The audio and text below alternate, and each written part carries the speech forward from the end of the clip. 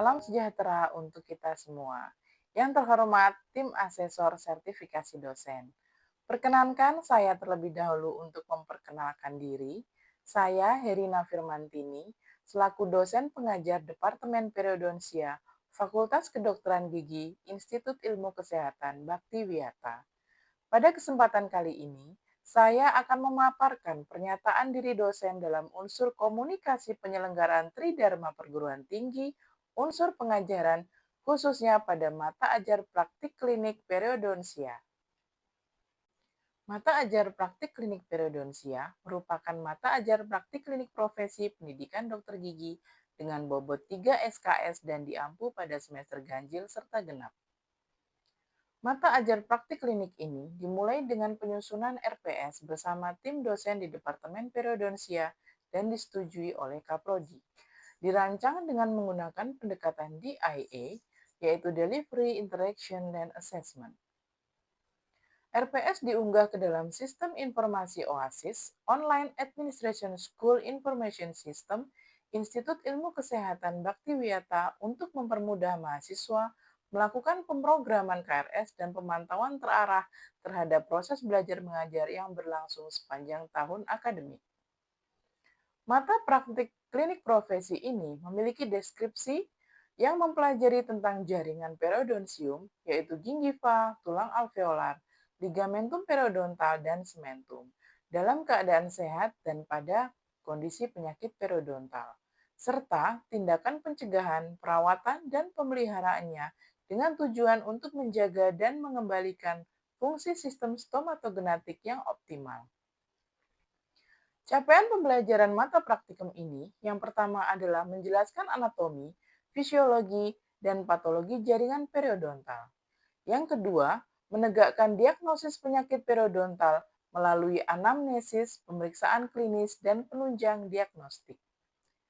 Yang ketiga, melakukan tindakan pencegahan, perawatan non-bedah dan perawatan bedah, serta pemeliharaan kesehatan periodontal sesuai standar klinis. Yang keempat, menunjukkan sikap profesional, empati, dan kemampuan komunikasi efektif dalam pelayanan kesehatan periodontal. Pokok bahasan yang pertama adalah scaling ultrasonik dan DHE, terapi desensitasi dentin, splinting gigi, kuretase, scaling manual dan DHE, gingivektomi, occlusal adjustment, bedah flap periodontal, journal reading, laporan kasus, seminar nasional dengan tema bidang periodonsia, serta yang terakhir exit exam. Rancangan pembelajaran menggunakan pendekatan DIA, Delivery, Interaction, dan Assessment. Dalam aspek delivery, strategi yang saya gunakan adalah Demonstration Driven Learning yang dikombinasikan dengan Case-Based Learning. Materi praktik klinik ini mengacu pada beberapa referensi utama, di antaranya adalah textbook Newman and Carranza's Clinical Periodontology, serta textbook Clinical Periodontology and Implant Dentistry, Linde. Aspek interaction diwujudkan melalui diskusi interaktif di ruang diskusi klinis dan bimbingan langsung atau chair-side teaching. Saya mendorong komunikasi dua arah di mana mahasiswa diajak menganalisis kasus secara kritis. Di luar kelas, kami memanfaatkan learning management system yang digunakan di institusi berupa Moodle untuk refleksi kasus dan diskusi kelompok. Sistem penilaian dilakukan secara transparan dan objektif yang disampaikan di awal perkuliahan melalui kontrak kuliah. Bobot penilaian keseluruhan pokok bahasan terdiri dari kehadiran dan keaktifan saat pemenuhan requirement klinik sebesar 20%, direct observation of procedural skill DOPS 40%, dan exit exam 40%. Berikut adalah video pembelajaran aspek delivery dan interaction.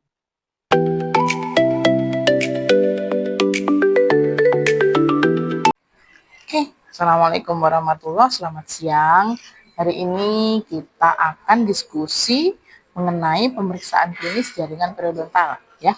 Di antaranya ada pemeriksaan kenalan poket, pemeriksaan resesi gingiva, pemeriksaan kegoyangan gigi, ya yang akan dibahas pada hari ini.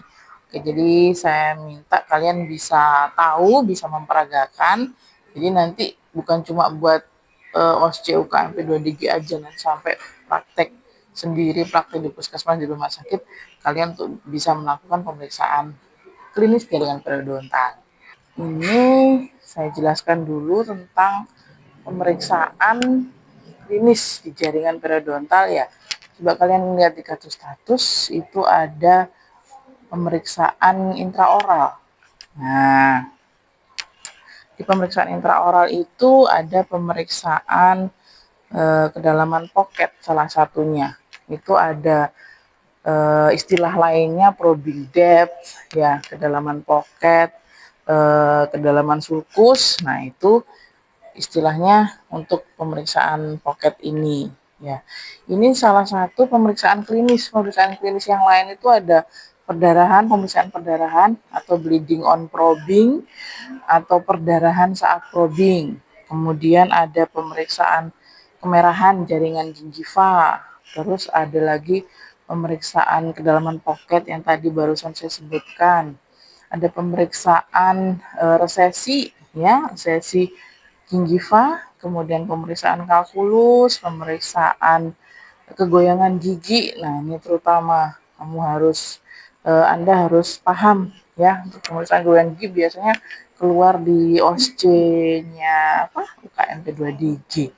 Ya, itu. Kemudian kalau migrasi malposisi udah sama kayak biasanya ya, sama kayak di orto. Nah, di orto. Oke. Yang pertama kita ke pemeriksaan pocket dulu. Jadi pemeriksaan kedalaman pocket itu ini kita pakai dental model dulu ya. Nanti baru kalian ke pasien.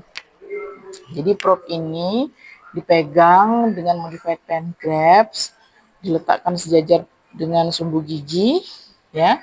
Kemudian dimasukkan ke dalam pocket, ke dalam sulcus sampai menyentuh dasar sulcus. Tapi biasanya pasiennya kesakitan, makanya pelan-pelan ya. Dimasukkan di mana yang kelihatan ya? Yang depan. Nah, ini dimasukkan gini ya. Nah, kemudian kedalaman pocketnya itu diukur dari margin gingiva sampai dasar pocket. Jadi berapa yang masuk ini milimeternya, kedalamannya ada berapa mili. Nah, yang diukur itu ada 6 tempat. Jadi bagian distolabial atau distobukal, mid bukal, kemudian mesiobukal. Nah, yang palatal juga gitu, ada bagian mesiopalatal, mid palatal sama distopalatal. Kedalaman pocketnya itu dicari yang paling dalam ya, yang paling dalam. Oke, itu kalau pemeriksaan kedalaman pocket. Kemudian untuk pemeriksaan kegoyangan gigi. Nah, pemeriksaan kegoyangan gigi itu bisa menggunakan dua handle instrumen. Instrumen apapun lah, kaca mulut boleh, sonde, eksavator boleh. Yang penting handle-nya tumpul seperti ini ya. Misalkan kegoyangan gigi ya. Jadi kita ambil salah satu aja.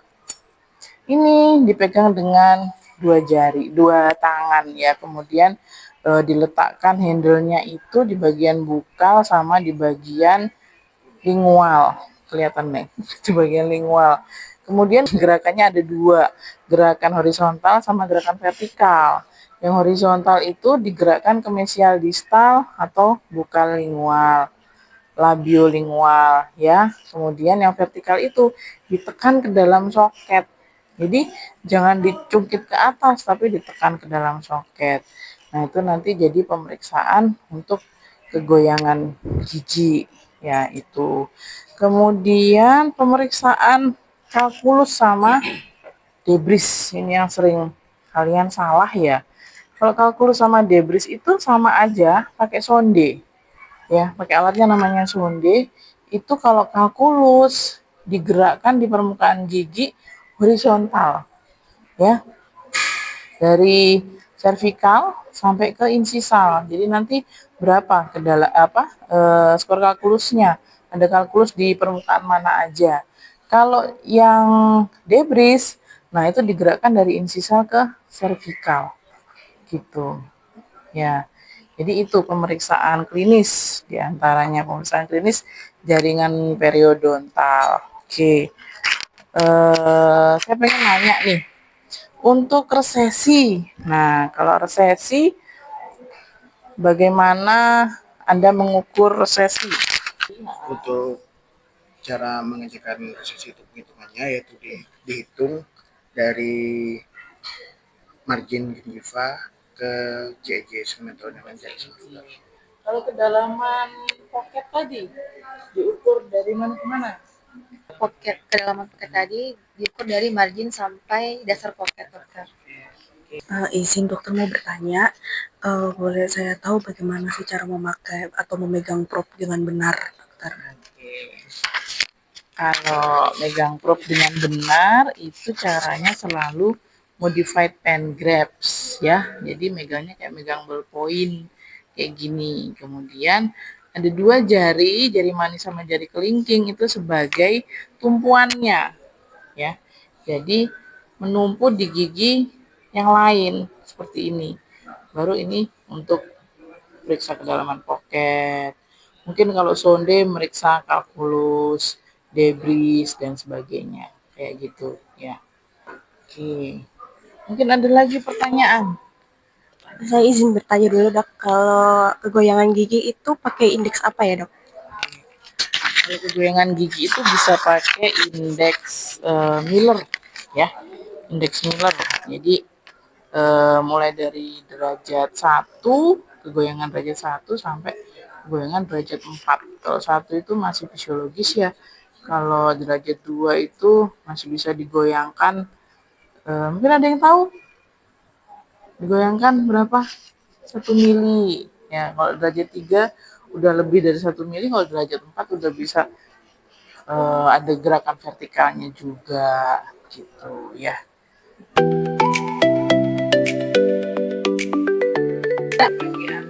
Silakan Anda melakukan jokes tentang pemeriksaan kegoyangan gigi. Baik, baik, selamat pagi Ibu. Sebelumnya perkenalkan saya Dr. Gigi Antonius, saya Dr. Gigi yang ditugaskan untuk menjaga poli gigi hari ini. Jadi untuk hari ini saya akan melakukan pemeriksaan kegoyangan gigi. Dari hasil yang tadi setelah Ibu paparkan, itu ditemukan bahwa Ibu itu ada kegoyangan gigi, makanya saya perlu untuk melakukan pemeriksaan. Jadi untuk alat yang akan kita gunakan di sini itu ada Nirbecken, kemudian ada diagnostic set. Diagnostic setnya di sini terdiri dari ada kaca mulut, kemudian ada pinset, kemudian ada sonde, kemudian juga ada eskavator. Untuk pemeriksaan kegoyangan gigi sendiri di sini itu ada dua cara. Yang pertama itu menggunakan dua tangkai instrumen. Jadi nanti dua tangkai instrumen ini akan saya masukkan ke dalam giginya ibu yang mengalami kegoyangan tersebut. Permisi ya Bu, bisa dibuka dulu mulutnya. Oke, A lagi yang lebar. Oke lagi. Oke, yang lagi lebar. Oke. Jadi untuk pemeriksaannya nanti dua tangkai instrumen ini pasien itu kita menggerakkan gigi yang mengalami kegoyangan itu secara horizontal. Jadi, secara horizontal berarti ke arah labial dan juga ke arah lingualnya. Kemudian selain pemeriksaan secara ke bagian horizontal, juga bisa dilakukan pemeriksaan dengan menggerakkan gigi itu ke arah vertikal. Jadi kita menekan giginya itu ke arah apikalnya. Jadi selain menggunakan dua instrumen tadi, langkah yang berikutnya selain itu juga kita bisa menggunakan pemeriksaan, yaitu menggunakan satu tangkai instrumen dan juga satunya itu menggunakan jari. Jadi untuk tangkai instrumennya itu terletak pada bagian luar atau terletak pada bagian labialnya, dan bagian jarinya itu terletak pada bagian dalam. Untuk gerakannya juga sama tadi secara horizontal, jadi ke arah labial dan juga ke arah lingual. Kemudian ke arah vertikalnya juga sama, jadi itu ditekan ke arah apikal. Oke, Apri, sekarang tolong Anda peragakan bagaimana cara memeriksa kedalaman pocket. Baik dokter, terima kasih. Saya mohon izin untuk memperagakan pemeriksaan kedalaman pocket. Untuk yang pertama itu menggunakan instrumen yaitu periodontal probe. Yang pertama, kemudian selanjutnya sebelum memulai kita melakukan universal precaution terlebih dahulu. Setelah melakukan universal precaution, melakukan asepsis daerah kerja menggunakan povidone iodine dan pinset pada daerah yang akan dilakukan tindakan. Kemudian yang selanjutnya probe dipegang menggunakan dengan teknik modified pen. Kemudian selanjutnya masuk ke dalam pocket dengan sejajar dengan, kemudian dimasukkan sampai ke arah sampai dasar sulcus. Kemudian dilanjutkan dengan mengelilingi sekitar gigi, sulcus ya, sekitar gigi. Kedalaman vokalnya itu diukur dari sulcus itu sampai ke margin ginggitannya. Mungkin sekian dokter. Cindy coba peragakan cara memeriksa kegoyangan gigi. Baik dokter, sesuai yang diperagakan dokter Herina tadi, untuk cara pengecekan kegoyangan gigi itu bisa 2 cara, dengan 2 handle instrumen dan juga 1 handle instrumen dan 1 jari. Untuk pertama tetap unit sesar precaution terlebih dahulu, kemudian jangan lupa asepsis daerah kerja, semua diasepsis. Untuk pemeriksaannya itu yang handle pertama bisa ditaruh di bagian labial, handle kedua di bagian lingual. Terus gerakannya horizontal, diarahkan ke labial lingual, kemudian kalau yang vertikal itu bisa ditekan ke apikal.